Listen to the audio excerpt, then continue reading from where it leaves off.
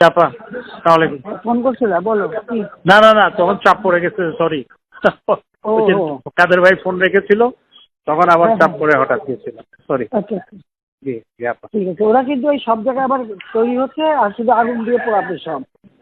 হ্যাঁ হ্যাঁ বুঝছো? জি আপা, আপনি কাদের ভাইকে যেভাবে নির্দেশ জি জি। হ্যাঁ, না সব আমাদের লোক থাকতে হবে, আর ওরা তো আগুন দিয়ে পোড়াবে, তো ওদের বাড়ি গাড়ি আছে, আর সেগুলো পাবলিক দিয়ে পোড়াবে, আর কি করবে? জি জি জি তাহলে অন্য কিছু করে লাভ নেই, তোরা পোড়াবি আর আমরা পোড়াবো। জি রাইট, এটাই ঠিক পড়টাই। হুম। জি জি আপা।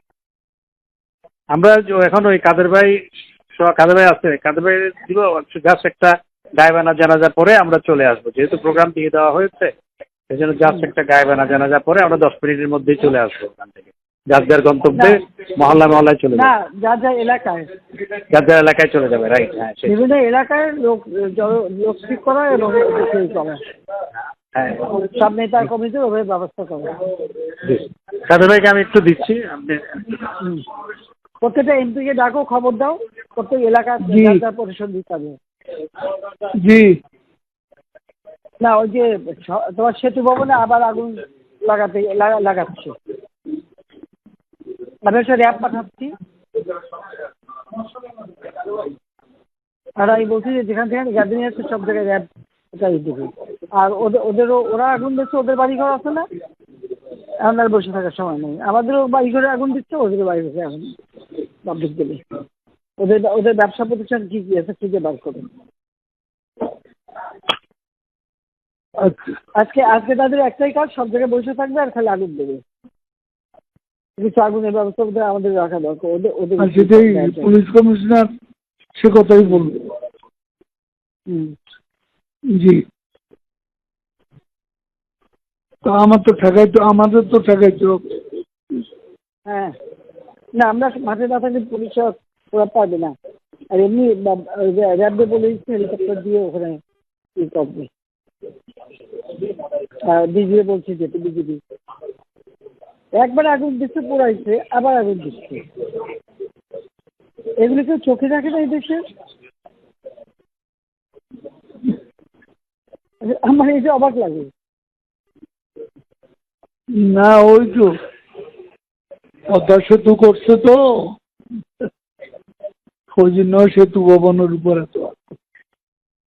না, পদ্মা সেতু তোমার টোল প্লাজা পুরাই একটু একেবারে ছাই করে দিচ্ছে, মেট্রো রেল করছে, সব জায়গায় তো, কোথায় না আগুন দিচ্ছে তারা।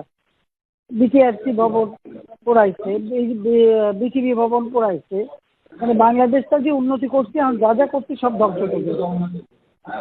এটা বলো যে জনগণকে বলো যে আপনাদের জন্য যেটা করা হচ্ছে আজকে এরা সেইগুলি পড়ায় শেষ করে দিচ্ছে, আর আমাদের সাথে কথা হয় একরকম, তারা চলে যেয়ে করে আর একরকম, আলোচনা করে তো এর ভিতরে করে নেতাও নেই, কেউ নেই। এখন খালি আগুন যে এটা বলে ওইটাও বলতে হবে তোমার, যে আলোচনা তো ইসের মাধ্যমে সবসময় চলতেছিল, ওরা যারা আসে কথা যা দেয় যাই আবার সেটা করতে পারে উল্টো করে। ঠিক আছে, আগে করেই তো কথা বলতেছে, বিজেপির সাথে সবসময় তো যোগাযোগ আছে, কথা বলছে, বললে কি হবে? ওরা তো এদের আসলে কোনো ইয়ে না, ওরা কথা থাকে না, এরা একটা কথা বলে পরে রাখতে পারে না, উনি যে আর একটা হয়ে যায়। এদের পরামর্শদাতা ফরাদ মাজার, তারপরে যে তোমার আসিফ নজরুল, শহীদুল আলম, সংসদের সামনে শহীদুল আলম কতগুলো অভিনয় শিল্পীর নামে বেশ কিছু ওখানে দাঁড় করাইছিল, পরে আমাদের লোকজন প্রেশার দিয়ে ওই যে পুলিশ এদের হটাইয়া ওদিকে বের করে পাম গেছে। না, তা অভিনয় যেটা যেটা হয়েছিল দাঁড়ায় থাকতো, ওদের আর কি করার কিছু নেই, দাঁড়ায় থাকতো। ওগুলা সংখ্যায় বাড়তেছে, দাঁড় করাইয়া এরপরে সংখ্যায় বাড়তেছে। ও আচ্ছা, এই জন্যই একটা দুরভিযোগ, শহীদুল আলম ইনভলভ তো। হ্যাঁ হ্যাঁ, কাজে ওটা অত আমেরিকা, ওটা তো বুঝে বুঝে যে আমেরিকা পুরো ইনভলভ। আমরা তাহলে 23-এ যাই, একটু গায়েবানা জানাজাটা পড়ে। করো। জি জি, আসসালামু আলাইকুম।